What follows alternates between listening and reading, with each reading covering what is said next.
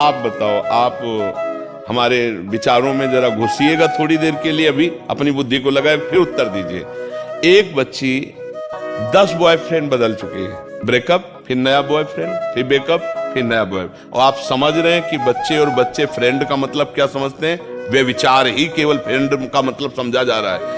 आप स्पष्ट समझिए, फ्रेंड का मतलब केवल व्यभिचार समझा जा रहा है। ऐसा नहीं कि मेरा दोस्त उन्नति को प्राप्त हो और हम दोनों माता पिता से मिल करके फिर पाणी ग्रहण करके तब हम आगे कदम रखेंगे, ऐसा नहीं, ऐसा नहीं है। आजकल दोस्ती का मतलब ही है केवल शरीर आकर्षण, शरीर शोषण।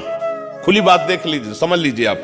अब बताइए उस बच्ची की हालत क्या हो गई जो 10 बच्चों से मिल चुकी, या वो बच्चा जो 10 बच्चियों से मिल चुका है। ये क्या कभी गृहस्थी में एक पतिव्रत या एक पत्नी व्रत रह सकते हैं? क्या इनकी गृहस्थी कभी पवित्र रह सकती है? क्योंकि उनका स्वभाव बन चुका है। अब वो जब ब्याह भी हो जाएगा तो वो स्वभाव उनको चैन से नहीं रहने देगा। फिर इसके बाद दोनों पति पत्नी में क्या होगा? फिर उनके बच्चे कैसे होंगे? फिर उनका वातावरण बच्चों का कैसा होगा?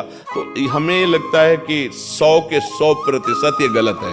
हम एक बार एकांतिक में बोला था, हम दोस्ती को बुरा नहीं मानते, बच्चे और बच्चियां दोस्ती करें में बिल्कुल इससे कोई परेशानी नहीं है। क्योंकि स्कूल में जैसे रहे, साथ खेल रहे, साथ बैठे पढ़ रहे, एक दूसरे की दोस्ती, दोस्ती का मतलब शोषण नहीं होता है। अगर तुम्हारा दोनों का यौवन अवस्था का प्रवेश हो रहा है, तुम्हारा भाव बन रहा है, तो वो भाव अपने माता पिता से व्यक्त कीजिए। समय आने पर पाणी ग्रहण संस्कार कीजिए, और आप पढ़ाई लिखाई नौकरी करते हुए दोनों खूब दोस्ती आजीवन निर्वाह कीजिए। बहुत बढ़िया है। हम किसी और पक्ष में नहीं जाते, हम इस पक्ष में नहीं जा रहे कि तुम किस कुल परंपरा से हो, हम इस पक्ष में नहीं जा रहे तुम कितने धनी हो।